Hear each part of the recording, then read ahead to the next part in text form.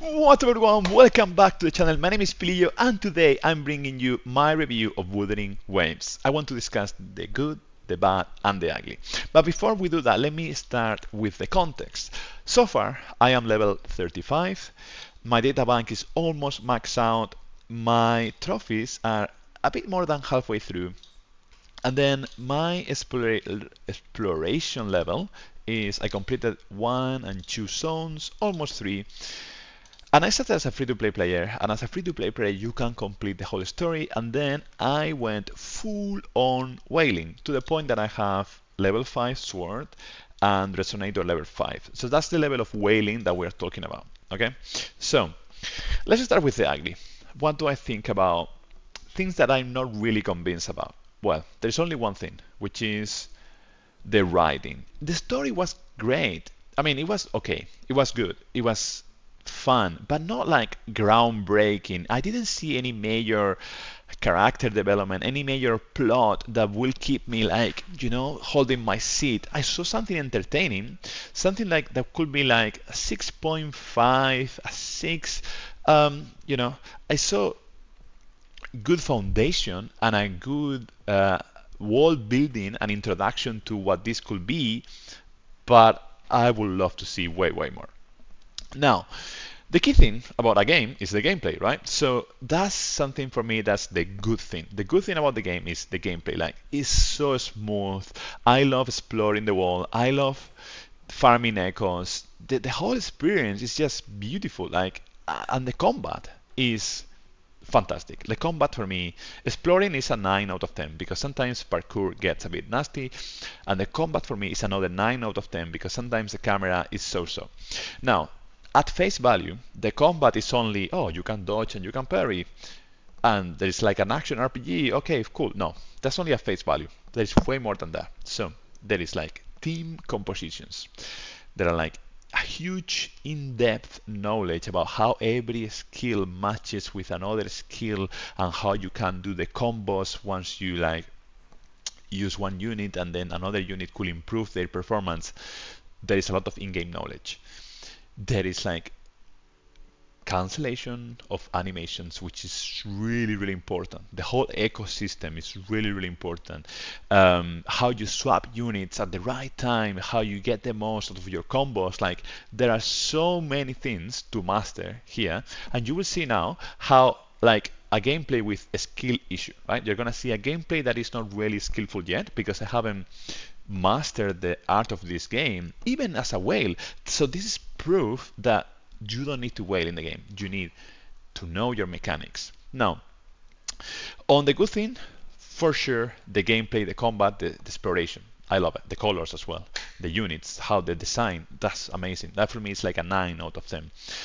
On the bad things, I would say that there is only one bad thing, and it's like resource management, especially when it comes to echoes. So one thing is echo farming. So farming echoes is like quite demanding, but also like every single echo. So your echoes are like your set, okay, in other games. Like, and this set, for example, has Sierra Gale. So when you have 2 units that are from the same set, you get an extra bonus. So in this case, I have Rejuvenating Glow, it's a different set, and in this case, I have Molten Rift. But to find the perfect echo with the perfect stats, it will not only take you time, but it will also it will cost you resources. And that's something that is so scarce that I'm really afraid about touching any echo because I don't have resources. Let me show you. Let's say that we are going to upgrade this one, right? The next level is level 10, so I need 11 of this medium steel tube. But if I use this one here, I'm almost running out of materials. This is too much. And if I use the best one, is at least 3 of the best one, which I only have 10. And the only way to get these materials, which is like one of the bad things about the game, in my opinion, is that it's using your energy and completing something that they call tacet field cleanup. This is how you get this material, the premium seal 2 for eco experience. You cannot buy this, which is a really good thing, but at the same time I think the resources are so scarce. I will honestly encourage the devs, if they are listening, to triple the amount of echo experience that we can get, because it's just so low for the amount of echoes that we need to level up and for the time that we need to actually find the right stats. So I would say that's the only bad thing, resource management. Now, another of the good things is that the game requires a skill. So even if you are a whale, I'm going to show you a skill-less gameplay. That gamer failing with his whale account and being like ashamed of his performance. So they're gonna see this is like difficulties 2. So it's not even that difficult. Well, first of all, in this fight, you really need to learn how the fight is working and how to get the most of your units. So the cool thing is that if I make a single mistake, I almost get one shot. In the higher difficulties, you will totally get one shot. So then it doesn't matter how much of a whale you are. It just doesn't matter, because if you get one shot, then that's it. There is no way to outwing an enemy just by being a whale. And I really like that. Now, the only thing that I don't like, and perhaps I'm not still sure if this is another of the bad things, and it's this timer that you are seeing at the top. The timer that you are seeing at the top annoys me, because it requires that you level up your DPS first, which is fair enough, but it also requires that you have a really decent and performing team, which is like, I don't know, I'm not really convinced by that, because what if you wanted to play healer and you wanted to focus more on healing, or what if you wanted to play more like a support unit? I don't know, maybe I'm thinking way too deep about this thing, but I would say that is something that I'm not convinced about, the timer, because it will hurt the new players and free-to-play players, and I don't think that's healthy for the long run and for the longevity of the game. So yeah, so that's something that I'm not entirely convinced about, because if it was not because of the time, you know, like a less powerful team will be able to finish the challenges, even if they take like 20 minutes or 30 minutes. That's fine. Like as long as they complete it, maybe they should get like less rewards, and that's it. But I really strongly believe that, yeah, putting this time pressure, I'm not sure if it's convincing. I'm just not sure, right? I'm not sure. I haven't played as much. We will see. In the future, I might change my mind. But for now, I'm between two minds about that. By the way, like, look at this. How cool. You can dodge it. No. And then I was about to dodge, and then I didn't dodge. And this is the thing I was telling you. Like, my team can erase this monkey. To completely, like, destroy him. But we are seeing a skill issue.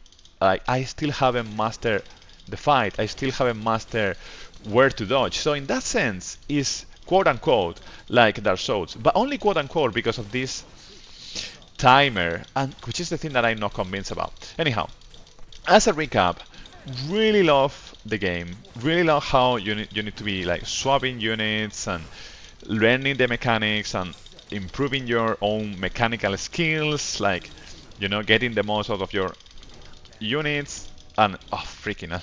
Oh, I misclick. Oh, I misclick again. So so yeah, really like that. But yeah, let's see what the games bring us. Now, in terms of like the end game, I would say this fight is is part of the end game. I'm gonna let the boss kill me because I don't want to waste so many revives and so on and so forth. So yeah, basically, for now, I'm focusing on exploring, getting all the echoes, getting all the chests, all the different, you know, focusing on my exploration. I'm not focusing for now on my skill as a player. That will come later. For me, it's more about the experience of being in the game, and I think that's fine. Like everybody can focus on whatever they want. Every gameplay is, as long as you're having fun, that's what matters. So, just wanted to touch briefly on this thing. The Death of Elusive Realm is like a roguelike style. I really like this one. The Tower of Adversity is more like different fights that you can challenge, not like roguelike, it's more like normal. And this tactical holograms, you know, you have plenty of difficulties, and it's like also the end game. So you have three different types of end game plus exploration and echoes, which is another type of end game. So the game can last months with these foundations. Now, with good story, with better writing, I think this game could stay with me for years. I'm really loving how many opportunities this game has to offer, and because of that, I wanted to chat about this game. I'm just so excited. I want to get to know more people. Another cool thing is co-op. You can, just by clicking there, you can apply to join someone's party, or you could maybe find friends in Discord and so on and so forth. The only thing that I'm not convinced about co-op is that you need to have level 22. For me, that's too much. I wish we could play with friends on the first hour. Like, you just play an hour, see the introduction of the story, that's it. You are ready to play co-op. You're ready to enjoy this game with friends. I think this game with friends is 10 times better, and I can't wait to see more and more co-op features so that there is a sense of community and a sense of sharing this experience with other beings. And this is until today. Like, so far, really loving the game. When I get better, I can't wait to show you my gameplay.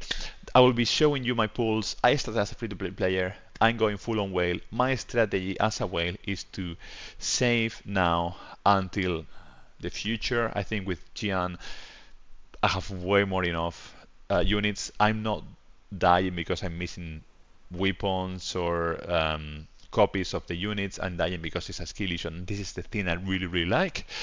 And yeah, this is it. If you like this review and if you like this type of content, please consider subscribing or throwing a like. I wanted to say thank you for listening. Thank you for coming to the channel. My name is Plillo. Until the next time, cheers! Bye bye. Cheers.